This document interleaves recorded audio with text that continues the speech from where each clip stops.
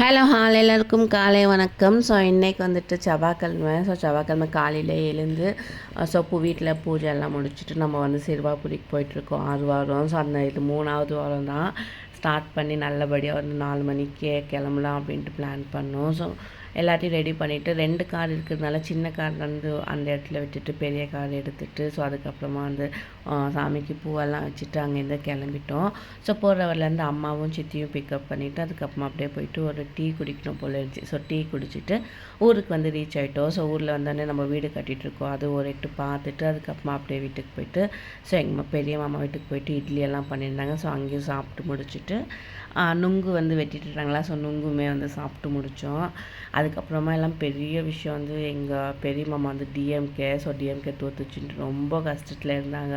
So நாங்கள் வந்து எதுவும் பேசக்கூடாது அப்படின்ட்டுருக்காங்க. நாங்கள் வந்து விஜய் அண்ணாக்கு தான் சப்போர்ட் பண்ணிட்டு இருந்தோமா. ஸோ நாங்கள் வந்து எதுவுமே பேசிக்கல. அவர் வந்து ரொம்ப கஷ்டமாக இருக்கும்ன்ட்டு ரொம்ப அழுதுட்டு இருந்தார் பெரிய மாமா. எனக்கு கஷ்டமாக இருந்துச்சு. சரி ஓகே, அது எப்படின்னா போட்டோம், நம்மளுக்கு வந்து விஜய் அண்ணா வின் பண்ணாரு. ஸோ அது வந்து எனக்கு ஒரு ஹாப்பியாக இருந்துச்சு. ஸோ அதுக்கப்புறமா வந்து ஹாப்பியாக முருகரை வந்து பார்க்க போயிருந்தோம். செம்ம கூட்டமாக இருந்துச்சு. ஸோ நாங்கள் வந்து மத்தியான டைமில் தான் போயிருந்தோம். அப்போவே செம்ம கூட்டமாக இருந்துச்சு. ஸோ எல்லாத்தையும் சூப்பராக வந்து ராஜ அலங்காரில் வந்து முருகரை பார்த்துட்டு அதுக்கப்புறம் அப்படியே கிளம்பி வந்து நாங்கள் சாப்பாடெல்லாம் கொண்டு வந்தோம். ஸோ அது எல்லாமே சூப்பராக சாப்பிட்டுட்டு வண்டி ஏறி வீட்டுக்கு வந்தாச்சு.